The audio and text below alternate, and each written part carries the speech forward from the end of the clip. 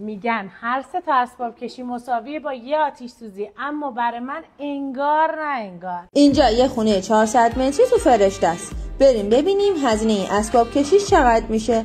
یه پذیرایی خیلی لاکچری، یه تیوی روم دلنشین، میز ناهارخوری 10 نفره و 6 نفره و یه کلوزت بزرگ پر از لباس و کیف و کفش. یه آشپزخونه هم داشتن که بالای 90 کارتون شکستنی داشت. این اتاق خواب پسرشونه، این برای دخترشون. کارو از آشپزخونه شروع کردیم و نیروهای خانوممون 0 تا 100 ظروف آشپزخونه رو پک کردن. تیم آقا نوید هم بقیه وسایلو. البته آقا نوید هم فنی کار بود، هم به نیروهای خانوممون کمک میکرد و لباسا رو میذاشت داخل کارتون. از طرفی هم به تیم انرژی میداد. روز بعد با 6 تا کامیون وسایل بار زدیم و رفتیم خونه جدید. چند تا وسایلم با جره سقی دادیم بالا چون از راپله رد نمیشد. روز سوم 0 تا 100 چیدمان وسایلشون رو انجام دادیم و خونه رو مثل روز اول تحویل مشتری عزیزمون دادیم. کلمه زیبابا رو کامنت کن، فاکتورشو برات بفرستم.